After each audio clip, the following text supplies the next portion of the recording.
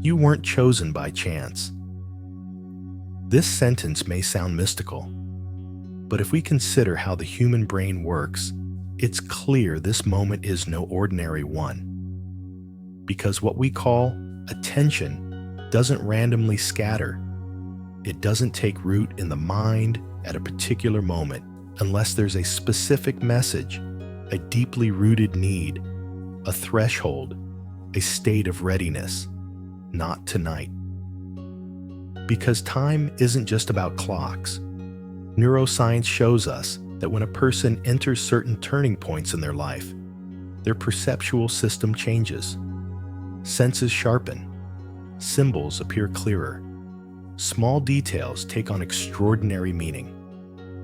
Your frequency, whether you call it biological arousal, attention threshold, or state of consciousness, delivered this message to you precisely when you needed it. That moment when you feel the timeline silently bending. People often expect transformations in their lives to be noisy, big events, dramatic breakthroughs, high emotions. Yet research shows that real change is often silent. A momentary pause, an awareness of the rhythm of your breath, a momentary interruption of your inner monologue. This is the brain temporarily breaking free from old automatic patterns. This door was a metaphor? Yes, but not an illusion. In psychology, this is called the threshold moment. The moment a person unconsciously crosses an internal boundary, but hasn't yet written a mental narrative. You remember it almost as nothing, because the mind is bad at registering non-dramatic changes, but the body registers. The nervous system registers. Your perception of time registers. Silence appeared like a void within the noise. In that void, your heart rate shifted. Your attention softened. The world felt realigned for a moment. Here's the scientifically proven fact. In these moments, the brain shifts from threat mode to a frequency that evaluates new possibilities. People describe it as an inner yes, a feeling, or I don't know why, but it felt right. Early signals don't come with fireworks. They come with consistency. They come with a clarity that doesn't require proof, but is also undeniable. People often miss these signals because the mind wants to see the result immediately.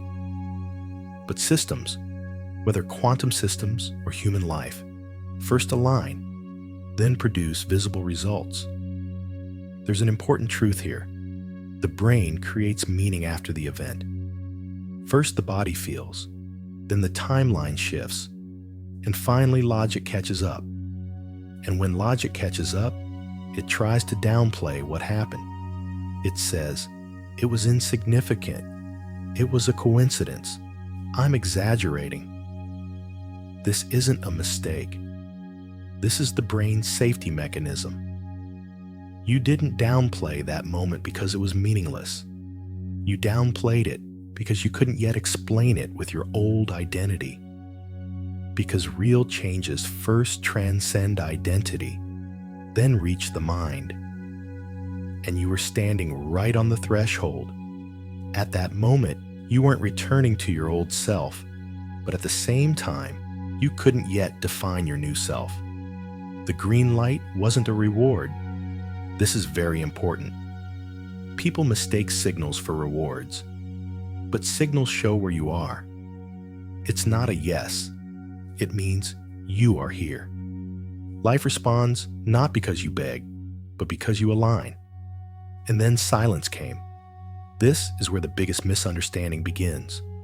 People interpret silence as nothing is happening. Yet in systems, silence is a moment of restructuring. Noise is the result. Silence is the transition. The council metaphor here represents not an existential narrative, but a principle. Not chaos, but order functioning with consistency. Not coercion, but a structure responding with harmony. Not performance, but a system responding with genuine emergence. And now, the arrival of this message is no coincidence, because you are now at a level of awareness where you can no longer continue to see that moment as an accident. This is not to glorify the past. It is a reminder to clarify the direction. You don't need to go, because you weren't called anywhere. You were simply invited to become aware of where you are. And perhaps the truest sentence is this: life doesn't shout when you're not ready. It whispers when you are ready. The need to go back and find it isn't actually about wanting to correct a past memory, but about the mind's inability to cope with uncertainty. Because the human mind tends to label incomplete transitions as mistakes, and therefore constantly returns to the question, did I do something wrong there? However, what we know scientifically is this: the brain doesn't record true transformations as a linear narrative. First, physiological adjustment occurs, then perception changes, and finally the story is written. Therefore, you should stop arguing with it, because what you're arguing with isn't the event itself, but your mind's attempt to explain the event through your old identity. You should stop proving yourself, because the need for proof stems not from a lack of transformation, but from a breach of security. When a person loses the familiar ground of their old self, they demand proof from it to accept their new self as real. But the truth is, when this door opens, whether we call it a new balance of the nervous system or an expansion of awareness, the timeline doesn't revert to its old state. The path continues to open from within, not from without. Because transformation progresses not through a change in the environment, but through a readjustment of perception. When we say the signal continues to come from the same coordinate, we mean this: an internal point of reference has formed that the mind hasn't yet been able to put into words, but which the body and attention system recognize. If you hear it now, that coordinate is still active. That is, the transition hasn't closed. It just hasn't been named yet. The most critical truth here is this: you didn't miss the moment. You missed the interpretation of the moment. Because that's precisely where the difference between failure and transition emerges. Failure ends. Energy drops. The door closes. The system returns to its old balance. But the transition continues even if the mind doesn't label it as completed. That's why you felt as if it had slipped through your fingers. But your hands weren't designed to grasp it. Because this transition wasn't an object. It wasn't something to be held, stored, or reproduced. It was a threshold. And thresholds don't ask permission. When thresholds arrive, the space reacts. The nervous system adapts. The perception of time changes. And only then does the mind try to catch up. Most people get confused at this point because they start looking for evidence of the old world in a changing world. This is where the confusion begins. The mind searches for the old pattern. It craves a dramatic before and after. It expects a major external event, a change everyone will notice, a story to tell.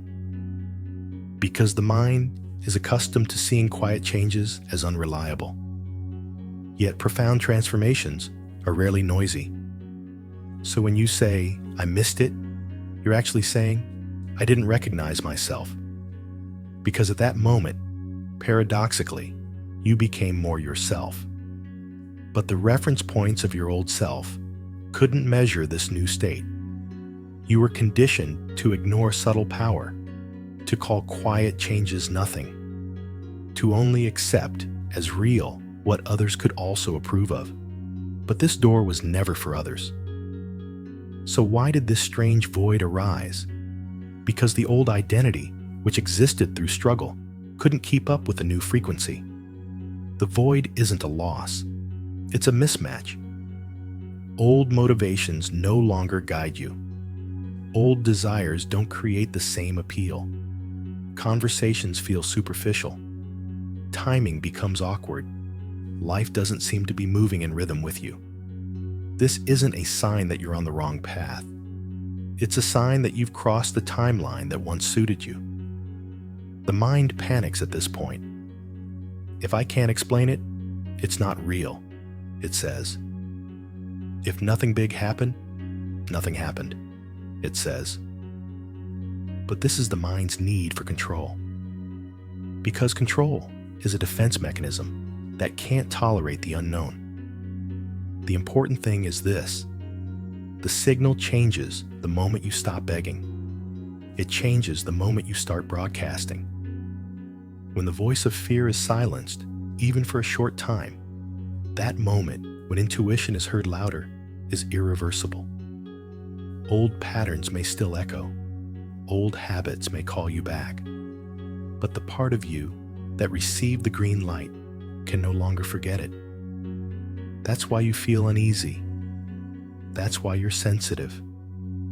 Because your field is now listening differently. And you feel like you're missing out because you were waiting. But at this stage, it's not about waiting. It's about noticing. Because the transition is completed not for those who wait, but for those who notice what's happening. This is a transition that feels like an arrival, but is actually an emergence. Because while the human mind always measures progress by reaching a goal, consciousness often progresses by escaping from somewhere. And therefore, you feel as if there is an invisible current pulling you forward. Whereas the truth is, you are already in motion. And this motion has begun at the level of perception before you take a physical step. Even if you are stationary, you are currently in the middle stage. You are neither entirely within the old patterns nor within the clear boundaries of the new order. You stand on a line that is not entirely broken but no longer turning back, between a future that is beginning to align with the cracks of the past. What is asked of you at this point is not to make big decisions or sudden changes. It is simply to remain present long enough to notice the signal again, because transitions are not completed in haste. They await recognition by awareness. Therefore, we say again, you did not miss the moment. What you thought you missed was trying to read the meaning of the moment with your old mental map.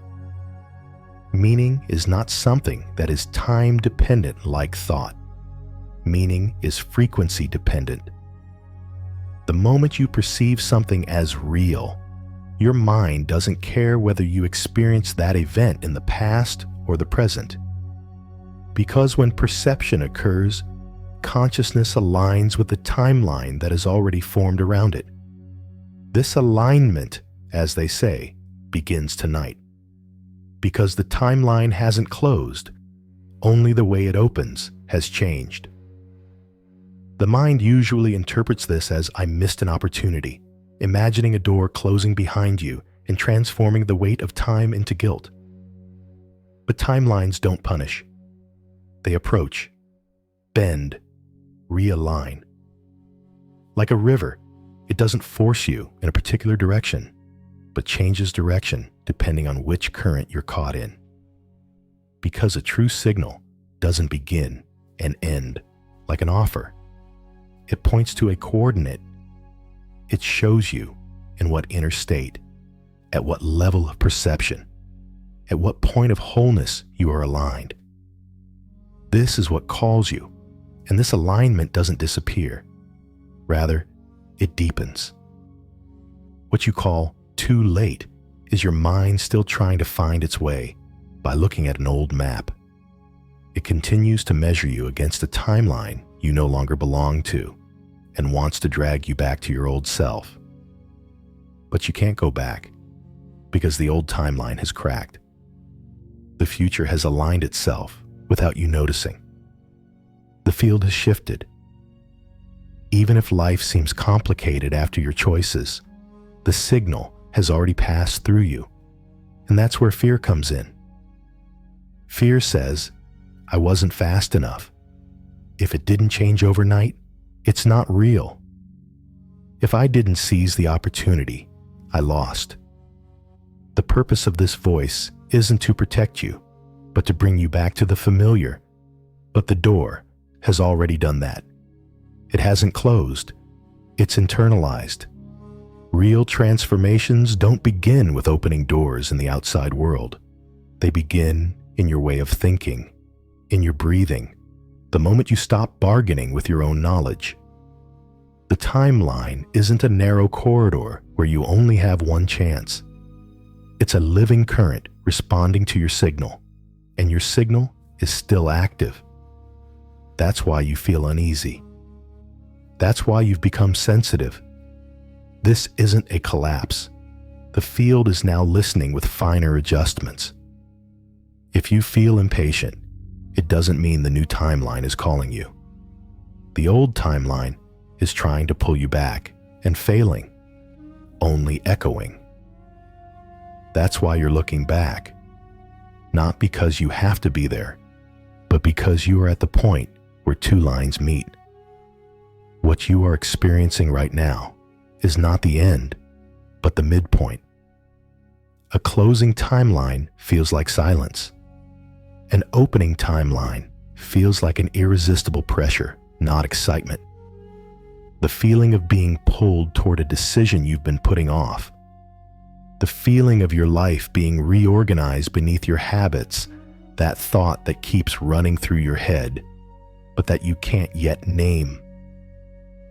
These aren't anxieties. These are tightenings of harmony. So don't mistake emptiness for rejection. Emptiness is reorganization. It's the intermediary space where the outside world tries to catch up with the inner change. And now it is catching up. Not because tonight is important, special, or sacred, but because it's perhaps the first moment you'll stop saying too late. The timeline hasn't closed. It's still waiting for your confirmation. Not when you feel more ready. Not in a calmer life. While there's a sign. Now. Your environment is still warm. This isn't the remnant of something that happened before, but rather the result of a field of awareness that hasn't yet dissipated, that is currently active.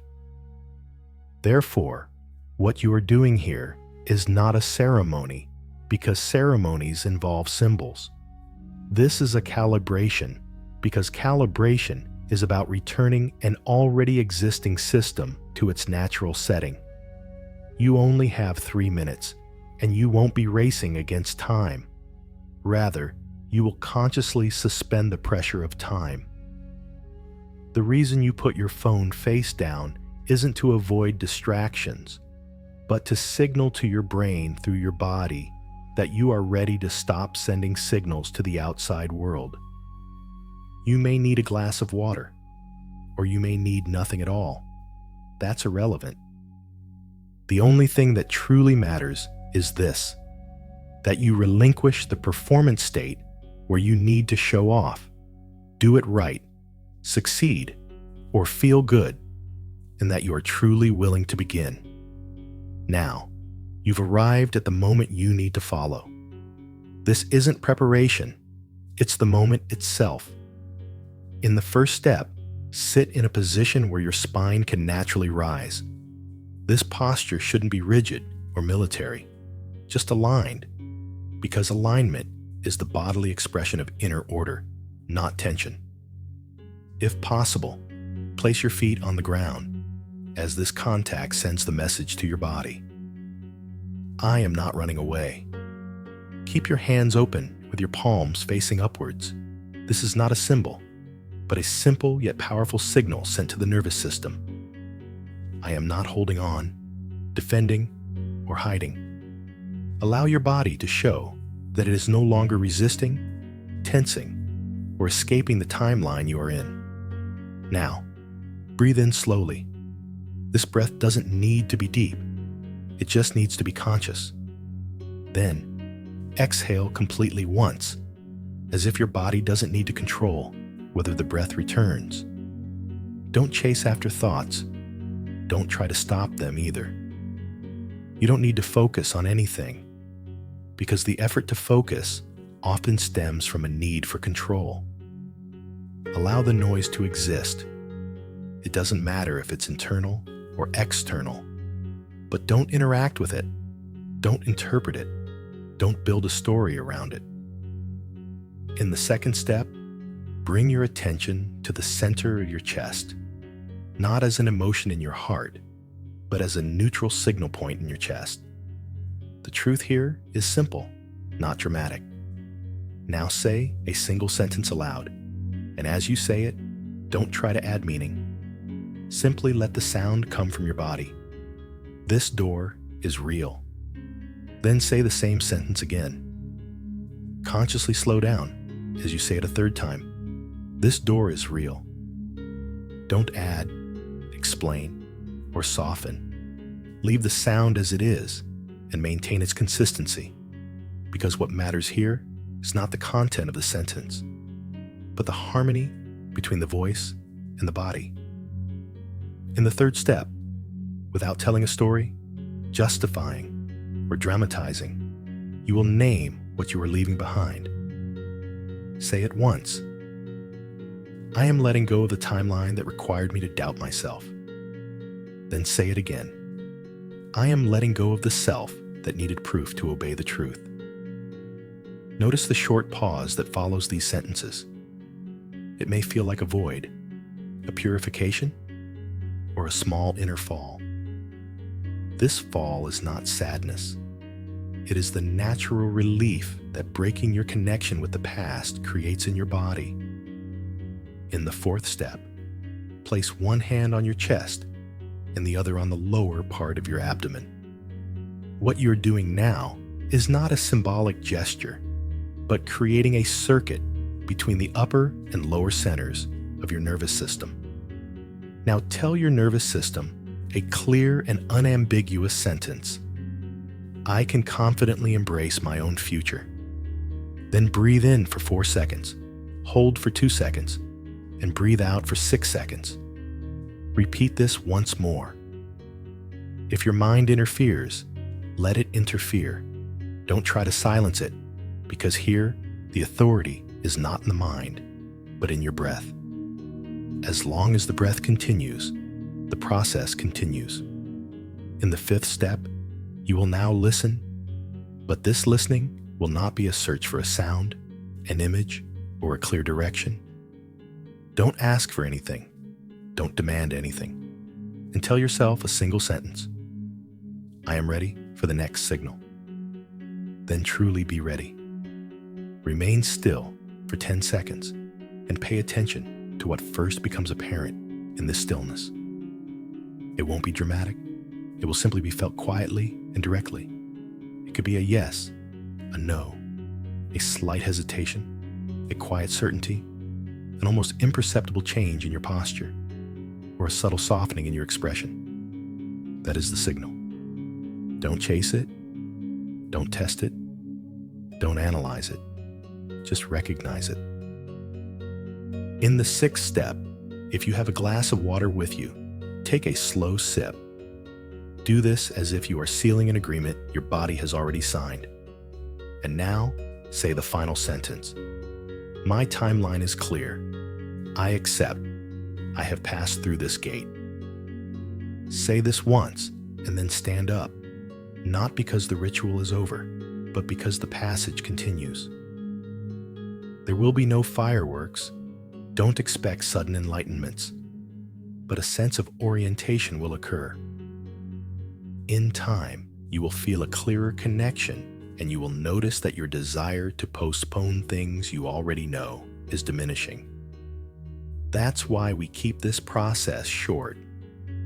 Because while long rituals nourish the mind, short and clear calibrations nourish consistency.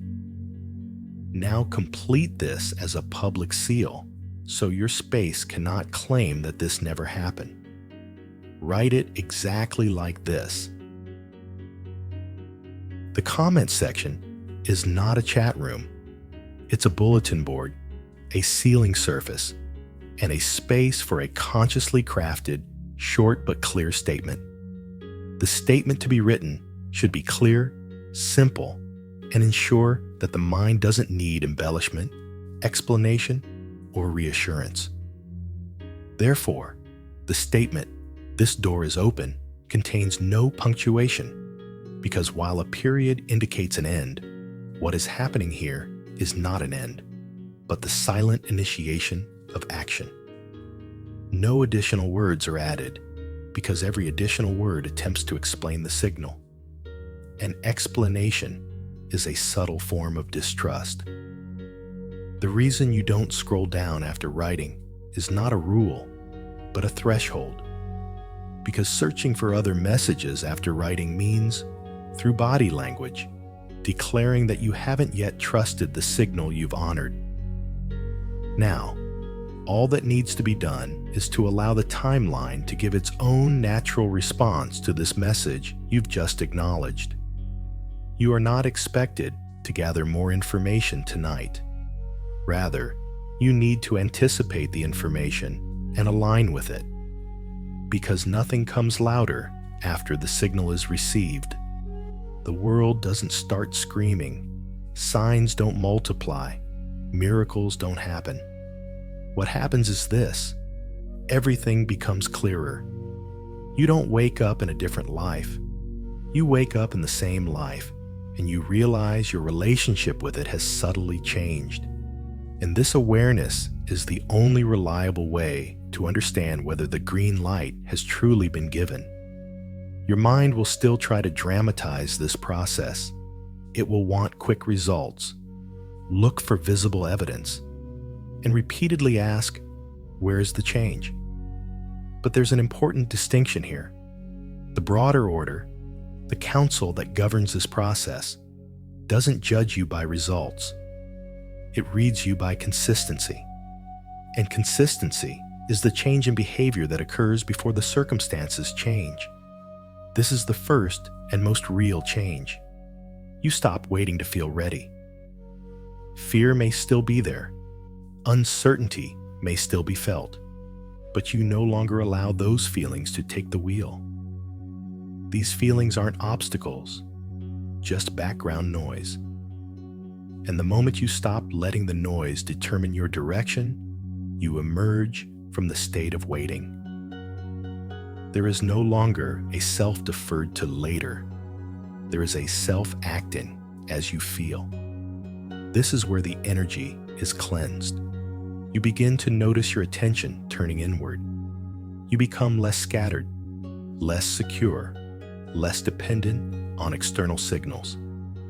A quiet but firm intolerance develops toward the things that have long consumed you. This isn't anger. It's not judgment. It's a natural no that doesn't even need explanation. This doesn't mean you've calmed down. It means you've begun to adapt. You also notice your perception of time changing, not the fluctuating flow of hours, but your internal timing. The way you sense when something ends simplifies, and the way you understand when something begins accelerates. Urgency diminishes, but action doesn't delay. Procrastination weakens because you can now distinguish which impulse is real and which is an escape. What is right no longer shouts louder. It is felt more quietly, but more clearly. And that's why we said the ritual should be short, because the signal doesn't want to keep you busy with endless rehearsals. It requires focus. When the signal is received, the endless bargaining within ourselves ends. You can still consider options, weigh possibilities, but when the clear answer comes, You stop constantly rethinking it over and over again. Now, you effortlessly feel the difference between discernment and delay. Discernment is silent. Delay is noisy. And as this difference becomes clearer, your space begins to reveal things that aren't yours. Old obligations, identities you no longer have to carry, expectations imposed on you, but not yours. They don't feel morally wrong. They feel incompatible. And this feeling is now too obvious to ignore. At this point, you don't need to force anything, because harmony happens not by suppressing, but by letting go. Passing through this door is not an order, it's an invitation. And when you accept it, reality responds not by shouting, but by shifting its position. It's no coincidence that your body doesn't cooperate when you try to readjust to them. The tightness in your chest, the shallow breathing, the sudden drop in your energy isn't a weakness or regression. It's your nervous system's way of letting you know it can no longer speak the old language. This isn't a punishment. This is feedback from your inner counsel. Feedback that works within you, not in words, but through your senses. Through your body, it shows you where you've suppressed yourself under the guise of acceptance, where you've reduced your signal, where what you thought was adaptation was actually surrender. And when you see this Kapani, you can no longer pretend you don't feel these things. This is another threshold. You can no longer adapt. From this point, you stop romanticizing the old timeline. You stop calling it comfortable, because you begin to understand that what is comfortable is often not real, only familiar. And with this understanding, grief can surface. But this grief isn't for a person or a missed opportunity. It is for a self that has been bent, shrunk, and silenced for years, surviving in a smaller life. Accept this grief. Don't magnify it, but don't suppress it either. Because this sadness is a natural sign that the break is complete. It is a closure. When the signal is received, intuition ceases to be an abstract feeling and becomes practical.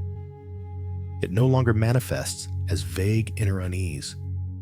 It appears as clear decisions, short sentences, more distinct boundaries. You realize you are saying more with fewer words. For the first time, you see very clearly how often you explain yourself, how much you ask for permission, and how exhausting it actually is. And at some point, you stop, because you are no longer waiting to be chosen. You have been chosen. You are not searching for your path outside. The path has begun to open from within. There is also a subtle but definite change in what you tolerate in your mind.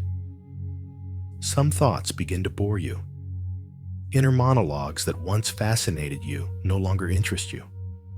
Some music, some conversations, some repetitions become meaningless. This is not a feeling of superiority. This means your frequency has transcended that cycle. You still experience moments of doubt, but the doubt no longer feels real. It's more like a faint echo from a fading timeline. And this echo isn't dragging you down. It's just reminding you of itself. That's when you realize the transition is irreversible. Old patterns may resurface from time to time, but they can no longer completely overwhelm you, because now you recognize them. You realize you caught yourself in the middle of collapse and then bounced back. You realize you stood in the middle of compromise. You move forward in the middle of waiting. This is real change. This isn't a show. This isn't magic. This is silent guidance. This is harmony. This is emergence. So if you want to confirm the green light, don't look for miracles. Observe the moments when you choose to act without reason. Notice those little moments when you stop procrastinating on things that are clear. Notice the moments when you feel fear, but don't surrender to it. Because when these moments begin to multiply, you know the signal has arrived and the new phase has begun. This transmission is complete here. The signal has arrived. The green light has been recognized. And the timeline, as always, responds in only one way: silently, definitively, and first on an internal level. So tonight, don't look for evidence in the outside world. Don't try to rewrite your life like a page. Don't measure what happened by how quickly it became visible. Visibility is delayed. Consistency is instantaneous. You've already crossed the threshold. And because you've crossed it, you'll feel some things beginning to fall apart. This isn't a loss. This is a sign that you're no longer in alignment with what was holding you back. You'll become more clearly aware of where you are. You'll see how accustomed you've become to disharmony, how you've explained yourself to gain acceptance, how you've downplayed your truth to maintain peace. Allow these patterns to emerge. Don't fight them. Don't be ashamed of them. Just observe them. Because now, observation has replaced intervention. And from this point on, there's no turning back, only deepening. This is why we are watching you. Not because you are perfect, not because you use the right words, capture the right moment, or are faithful enough. Because your field has become consistent enough to be guided. The council doesn't focus on curiosity. It doesn't focus on fantasy. It doesn't focus on fleeting enthusiasms, sudden excitements, or emotional fluctuations. The only thing that captures their attention is the continuity of activation. Not what you do after feeling something, but how you live after feeling it. And something has activated within you. It didn't come like a grand moment. It didn't come with a ceremony. It didn't come with sound. It began to manifest itself in the smallest places, in the half-second pause before speaking, in the choices you no longer think about, in the fact that you no longer choose things you used to automatically choose. The mind wants to dismiss this as insignificant, but this is precisely where the timelines shift. Not in the noise, in the silent choices. You no longer bargain with your intuition. You don't say, "I wonder." You don't say, "Not yet." You don't say, "Let another sign come." You have ceased being someone who stands outside of life and observes it. You are now within the timeline. And the timeline senses this, because time responds to interaction, not thought. That's why the green light was given. It wasn't a reward. It was a confirmation that you are observable again. It was a sign that your signal has become clear enough to be responded to without distortion, manipulation, or dramatization. And when clarity comes, there's no need to chase signs. Signs aren't chased. They emerge spontaneously. Doors now open with harmony, not force. Endings come with silence, not conflict. Clarity no longer requires explanation.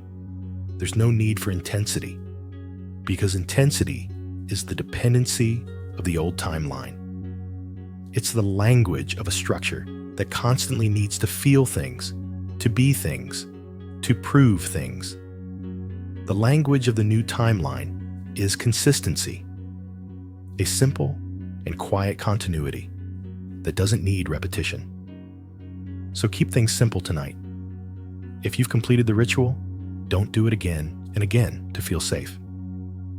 A true seal doesn't need repetition. Again, that's the language of doubt. And if you haven't completed it yet, don't turn it into pressure. Don't punish yourself. The green light isn't fragile.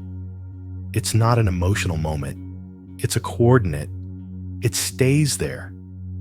It will be felt again when you're ready. But if you feel that subtle pull in your space, that call you can't explain but can't ignore, you already know what to do. Because those inside form a circle. Those who are at the same stage.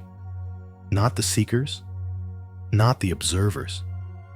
Those whose timelines are actively realigning. Those who don't need persuasion. Those who just need an echo. We're not inviting everyone.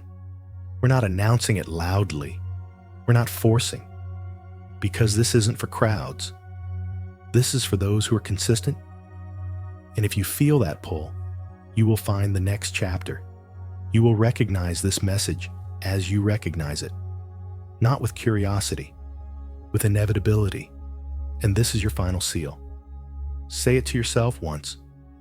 Calmly, clearly, without embellishment. I am no longer chasing my own path. I am embodying it. Say it again. And then let go of the need to hold on to the moment. Because the present moment holds you. The timeline hasn't closed. It's a line. The council saw your signal. It responded. You're not going back to your old self.